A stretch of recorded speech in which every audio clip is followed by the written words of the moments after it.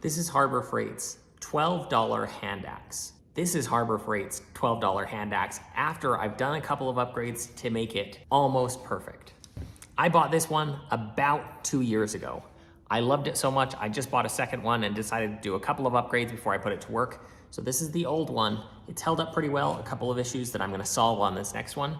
And the next one has a few new design elements we're gonna get working on so that it has the same quality as the old design, but with a couple additions to help extend its life. This is probably the best value in a small axe that you will ever come across, but it's lacking in a few key areas. Now there's still so much right with the shape, with just the width and the feel of this handle. With several holding positions, it makes it super versatile.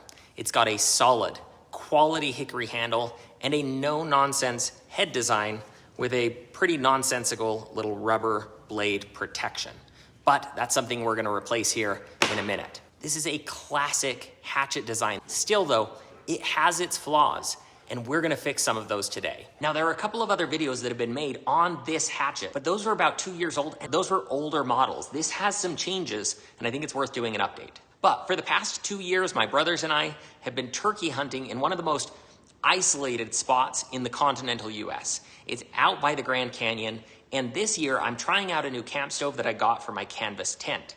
I'm going to need a good camp hatchet for the firewood. So we're gonna get this ready for the hunt. The first thing we need to do, guys, is redress and reshape this handle a bit. I'm using a technique that I saw here on that older YouTube video just to scrape away the varnish so that I can get to raw wood. Then we're gonna color this and oil it so that it has a nice, comfortable, better looking finish. It won't be slippery when it gets wet or give you blisters like the current varnish finish will.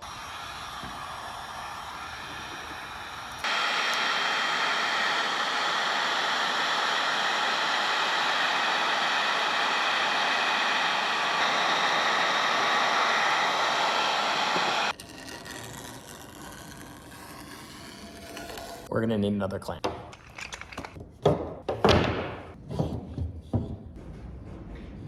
Now getting the finish off this flat, super easy. Once we get to this end grain, that's gonna take a lot more work.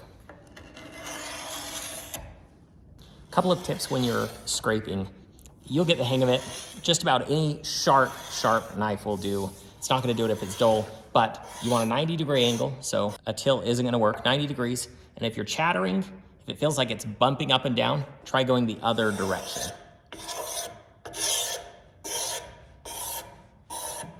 Now, you don't want to skip this part. You need to have this part completely cleaned off so that you can get the oil on this end. That's gonna soak the oil in, and that's also going to protect it. Wood tends to dry from the end, not the outside. So opening these up so that we can get that saturated with linseed oil, boiled linseed oil, is going to be important. That's a good one. Now you can do all of this with basic hand tools, but I have a belt sander, and that's gonna drastically speed up this process. Ultimately, you're gonna get the same result. So you can see they've just done a light layer of paint over that to seal it off. We need that bare wood and bare metal. That's going to allow us to access this, get some of that oil saturated in, and make this axe better than new. New from the factory, this thing is not sharp. It's enough to chop wood, but it's really not a sharp blade. Now, the profile design though, it's thick. This is designed for splitting. It just gets consistently wider as it goes. It's not my ideal design, so we're gonna do some work on the profile here to give that a more gentle taper back to improve the edge geometry and give you a nice sharp edge, chopping capability and splitting capability. So it's a little bit more versatile. Now we're going to do that by extending the cutting edge here. You can see from here to here, that's all the edge. We are going to extend this line back probably 3 times as far as it currently is. I've marked a version of that there, but we'll probably take it back something about right there on both sides. And that's going to give you a much more subtle cutting angle. In knives, we call it edge geometry, but that's going to help it be a little bit more of a cutting axe instead of just a splitting axe.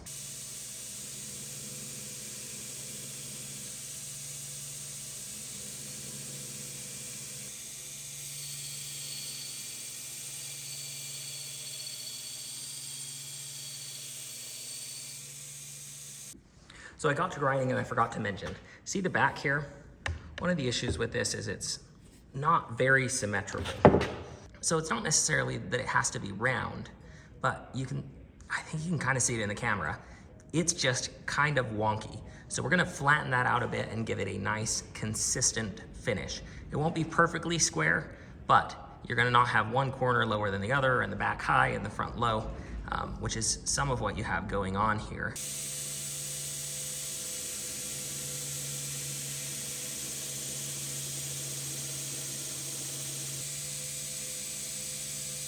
All right, so we've gotten the back of the axe cleaned up, symmetrical, looking really nice. You can see that edge is reprofiled. We still have to put the final edge on it. It's a lot sharper than it was. But you can see we've basically tripled the distance from the cutting edge to the full width of the blade, which affects the angle here and gives you a much better cutting geometry for a much sharper axe. We're gonna do a little touch up here on the handle before we get to blacking it. Before we add the boiled linseed oil, give that 2 coats and then wipe it clean.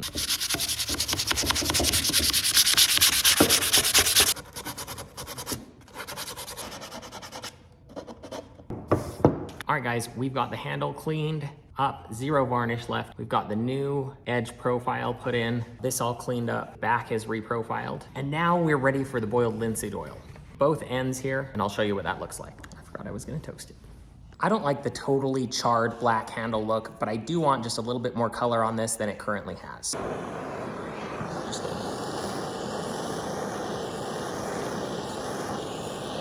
As close to a nice and even coloration as we can get. Just kind of a chocolatey brown. And that's coming out just perfect. Charring wood can actually serve as a preservative. It helps it against exposure to the elements, water, and other degradation of rock. So that's why you'll see people like char a post before they bury it. So it has some practical purposes, but I won't pretend that that's my motivation. Really easy to overdo this.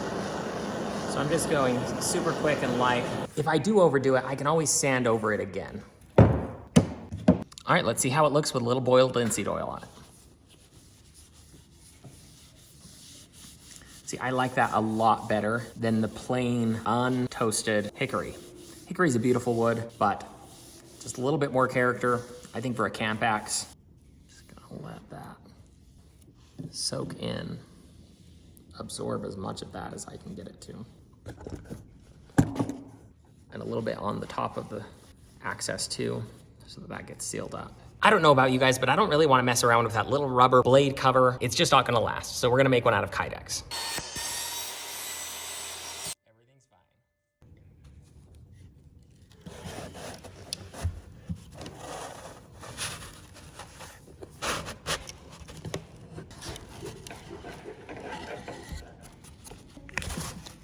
Round 1 done.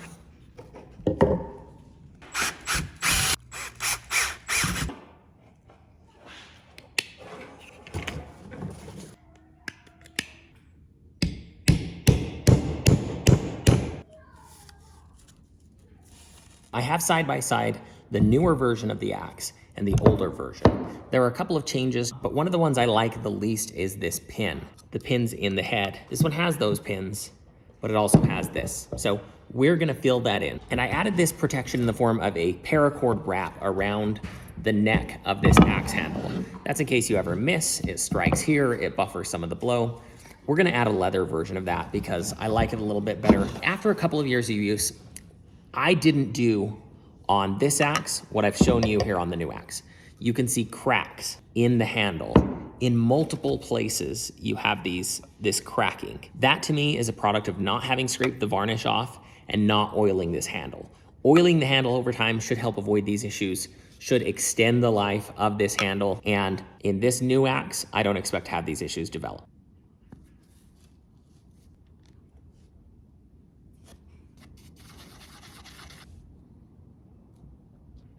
I could weld this hole instead, but in this case, the thinness of the material, both handle and metal, I'm afraid that amount of heat would cause stress that might cause this to fail in the future. So today we're just doing a little bit of epoxy, try and get it to feed into that hole. I've got a black coloring on that epoxy. gonna work it in a little bit with my finger. Just a little denatured alcohol to wipe off the excess.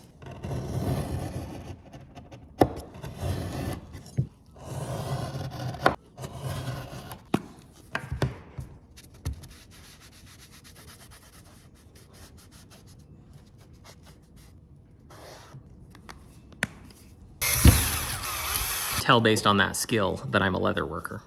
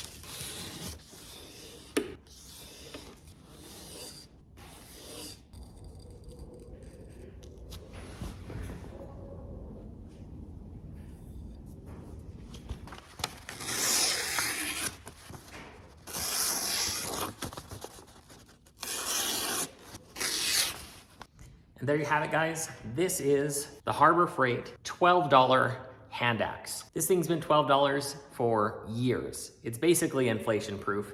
It will last you even longer than that. It's a great solid piece of equipment. If you guys want to see me put it through the works here in 2 weeks, we're going to be out at the Grand Canyon on that turkey hunt. I've got a canvas tent, I've got a hot stove, and we're going to use this axe to try and stay warm, cook food, and hopefully get ourselves a turkey.